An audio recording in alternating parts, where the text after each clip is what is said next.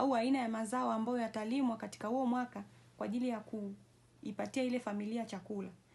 Kwa hiyo wanaume wanatakiwa kushiriki na mawazo yao ili mchango wao uweze kutoa matokeo chanya. Ni lazima wawe na elimu au wawe na uelewa juu ya vyakula ambavyo vinatakiwa kuliwa na familia.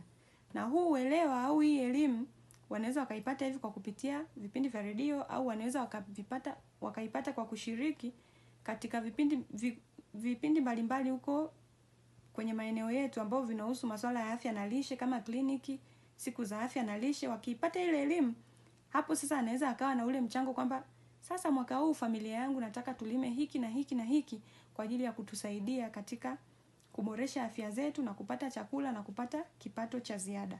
Lakini pia wanatakiwa kushiriki katika kusaidia malezi ya mtoto. Malezi ya mtoto sio ya mama tu. Baba usiishie kusema kwamba mimi nimetoa hela ya matumizi, mama yeye sasa ndo atafanya kila kitu. Tunahitaji kusaidiana, binadamu hatujakamilika. Wote tukishirikiana katika kufanya jambo fulani, linafanyika kwa ukubwa tofauti na likifanywa na mtu mmoja.